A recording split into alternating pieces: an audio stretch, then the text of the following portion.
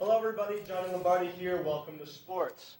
The LSU football equipment truck hit the road on Wednesday to get a head start on the long 1,400-mile journey to Syracuse, New York, ahead of Saturday's matchup between the Tigers and the Orange. The 8th-ranked LSU Tigers are set to kick off in the Carrier Dome at 11 a.m. Saturday morning. This will be the first time LSU football will play a game in the Dome, but not the first time for LSU sports.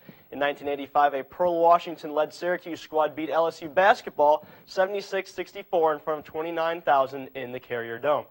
Leonard Fournette and his LSU squad have yet to trail this season, and after their convincing 45-21 win in Death Valley over Auburn last Saturday, are full of confidence heading into unfamiliar territory in Syracuse, but are preparing just the same as this game against Syracuse as they would for any other SEC opponent. Doing a really good job this year. Game-winning drive last game to beat a good team, so I feel like they have momentum just like we do. And we have to prepare like, we're playing another SEC West opponent because we don't want to take them lightly at all. It's one game at a time. We're not going to take these guys lightly. Doesn't matter who they are. We're going to go out there every day, every Saturday, and go hard. I mean, it's no lack. You're not going to see anybody subbing out or anything taking reps off. It's going to be LSU's defense and LSU's offense. After losing their two starting quarterbacks, Terrell Hunt and Eric Dungy, due to injury, Syracuse will start walk-on quarterback Zach Mahoney Saturday morning against LSU. Q's offensive coordinator Tim Lesser said Wednesday that, quote, Zach is our guy. Sophomore walk-on will make his first career start Saturday against perennial power LSU, not the easiest task in the world. The 6'2", 192-pound Mahoney is a sophomore transfer from the College of DuPage in Glen Ellen, Illinois, outside of Chicago. He is also a graduate and former starting quarterback at Lyons Township High School in LaGrange, Illinois. I had the great privilege of growing up with Zach and attending high school with him, and I can say with confidence after watching him quarterback our Lions to the quarterfinals in back-to-back years, the moment will not be too big for him on Saturday.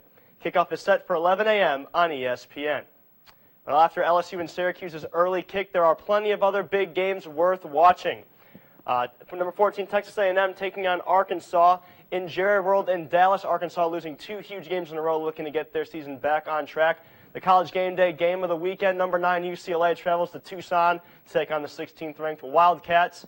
That's a 7 p.m. kick on ABC. And then Tennessee looks to shake off the Gators and end the curse at Ben Hill Griffin Stadium, the Swamp down in Gainesville.